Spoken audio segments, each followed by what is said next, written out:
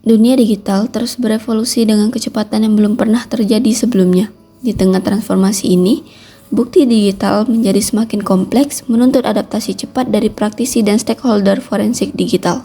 Halo, saya Meysi Falensia. Saya akan menjelaskan mengenai modul memberdayakan praktisi dan stakeholder dalam era digital forensik.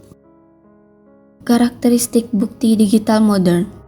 Bukti digital telah berevolusi secara dramatis. Dulu, bukti digital terbatas pada file komputer sederhana. Kini, bukti tersebar di berbagai platform. Data tersinkronisasi di multiple device, bukti yang tersebar di cloud storage, data dari IoT device dan smart home, jejak digital di sosial media dan instant messaging, dan cryptocurrency transaction. Kompleksitas bukti digital meningkat exponentially, seperti enkripsi end-to-end, volume data yang masif, dan format protokol yang terus berkembang. Peran praktisi forensik kini jauh lebih kompleks, tidak hanya mengumpulkan bukti, tapi juga menganalisis pattern, kemampuan rekonstruksi digital crime scene, ekspertis dalam cloud forensik, juga kolaborasi dengan multiple stakeholder. Praktisi modern membutuhkan skill set yang lebih luas, mencakup programming dan scripting, cloud teknologi expertise, mobile forensic specialization, dan lain-lain. Karakteristik bukti digital telah berubah drastis dalam beberapa tahun terakhir. Mari kita lihat bagaimana evolusi ini membentuk landscape forensik digital modern. Perkembangan teknologi membawa tantangan baru yang harus dihadapi praktisi forensik, baik dari sisi hardware maupun software. Mobile device menjadi tantangan utama seperti variety of lock mechanism, adanya biometrik, pattern, dan juga PIN, keragaman manufaktur dan model, dan lain-lain. IoT ekosistem IoT device membawa kompleksitas baru seperti sensor data yang tersebar, proprietary protocols, limited storage capacity, real-time data transmission. Sedangkan storage teknologis memiliki teknologi storage yang terus berevolusi. Pada tantangan software, enkripsi modern menjadi semakin canggih dengan adanya end-to-end encryption, zero knowledge protocols, dan secure key management. Teknik pemulihan modern. Pemulihan bukti digital modern memerlukan pendekatan yang presisi dan sistematis. Data acquisition, live acquisition dari sistem yang berjalan, remote acquisition untuk closed system, memory forensik untuk volatile data, network traffic chapter, dan mobile device extraction. Metode recovery, file carving untuk corrupted data, delete file recovery, damage drive recovery, partial data reconstruction, dan database recovery. Chain of custody atau disingkatkan COC digital modern menggunakan sistem digital dengan komponen utama yaitu digital signature untuk setiap transfer, automated login system, timestamp verification, access control logs, evidence tracking system, dan audit trails. Pada dokumentasi requirements terdapat who, what, when, where, why, how dengan who identitas handler, what deskripsi bukti, when timestamp precise, where lokasi physical or virtual, why tujuan handling, and how metode handling. Ada terdapat hardware tools yaitu write blockers, forensic duplicator, mobile extraction device, memory capture tools, network forensic hardware. Untuk software tools, yang pertama digunakan untuk disk imaging tools, ada FTK Imager, Ncast, X-Way Forensic. Lalu untuk analisis suites, ada Autopsy, menggunakan Y, SunSafe, dan Volatility. Untuk specialized tools, ada mobile forensic suites, network analysis tools, memory analysis tools, dan cloud forensic platforms.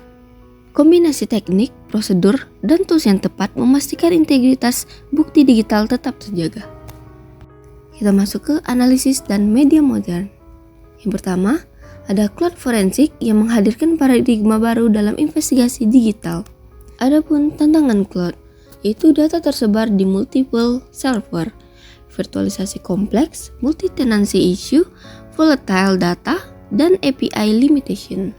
Lalu ada teknik investigasi cloud, ada instant imaging, API logging analysis, network traffic chapter, container forensik, lalu cloud storage analysis. Adapun investigasi sosial media yang membutuhkan pendekatan khusus terhadap collection method dan analisis teknik. Pada collection method, ada API-based collection, web scraping, archive analysis, metadata extraction, dan timeline reconstruction. Pada analisis teknik, Ada connection mapping, behavioral analysis, content verification, location tracking, dan temporal analysis. Ada juga yang disebut dengan cross-platform analysis atau analisis lintas platform yang memerlukan integration challenge. Itu yang berisi dengan format compatibility, data correlation, timeline synchronization, identity resolution, dan evidence correlation. Di dalam digital forensik, validasi bukti dan perencanaan kontingensi bukan sekedar prosedur, tetapi pertahanan kritis terhadap ketidakpastian digital. Yang diperlukan di dalam validasi dan kontingensi mencakup standar validasi bukti, quality assurance, risk assessment, incident response, dan resource planning. Memberdayakan praktisi dan stakeholder forensik digital bukan segera tentang teknologi, tapi juga tentang membangun ekosistem yang adaptif dan berkelanjutan. Baik, sekian video saya. Semoga video ini bermanfaat. Saya ucapkan Assalamualaikum warahmatullahi wabarakatuh.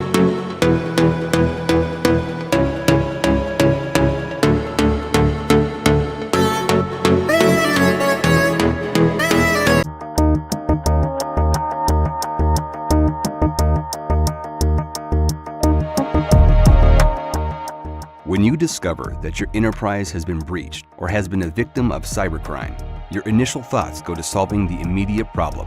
But for true cyber professionals, that's only the beginning. It is important for cybersecurity professionals to undergo a thorough process of identifying, preserving, analyzing, and presenting digital evidence. This process is known as digital forensics. Since the 1970s, the field of digital forensics has evolved to keep up with the widespread adoption of technology and the means in which these technologies are used for criminal activity. The use of computers for financial crimes in the 1980s helped shape digital forensic methods into what they are today. With the advent of modern computing, a new landscape for criminal activity has emerged. The need to gather new forms of evidence turned digital forensics into a vital tool used by law enforcement in the pursuit and conviction of crimes, both computer-based, such as human exploitation, cyberstalking, and cyber terrorism, but also computer-facilitated, such as illegal data breaches that result in the theft of information. To support this new discipline, specialized tools have also emerged to assist investigators in the capture, analysis, and preservation of evidence that might arise during the course of investigating that criminal activity.